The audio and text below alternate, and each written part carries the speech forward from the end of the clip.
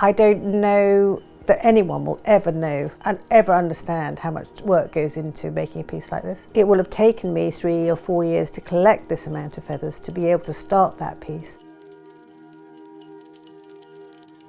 Here is my library of feathers. These are larger wing feathers, and then we've got the smaller ones that I've used on Murmur. Pages upon pages of pheasant feathers that have been sorted out, and the types are organised into category and similarity on each page.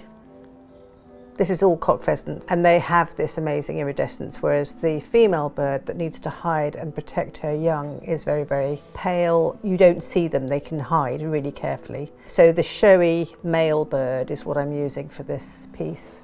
The forms are reptilian, they are human, they are animal, all mixed into one. I'm thinking about creases and curves of the human body, about an embrace that might be too hard. Is it a smothering or a strangling, or is it a gentle embrace? I want that dichotomy in the work.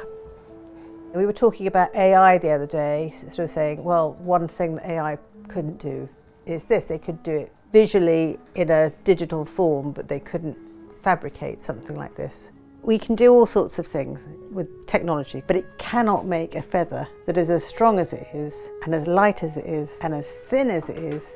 No technology can do that yet. So I think that's quite exciting for me anyway, that I'm working with a material that can't be copied. I want all of my feathers to be sorted before I start. Size, grade, colour, design. That will happen for weeks before we start on something like this. I need my paint palette effectively set out with all the feathers sorted in advance.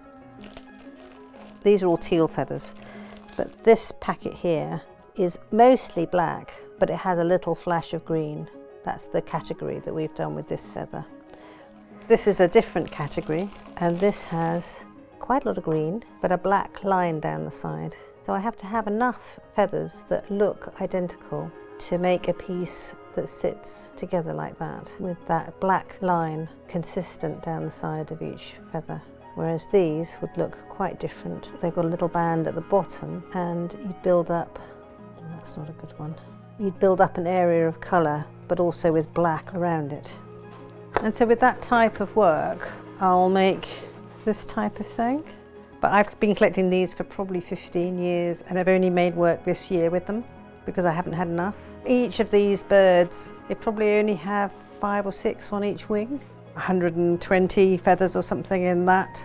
Each of the types of feathers that I use comes from a different source. So the pigeons are coming from racing pigeon enthusiasts, the pheasants are coming from game shoots, the crows and the magpies are coming from farmers, and each one of those are things that you cannot directly buy.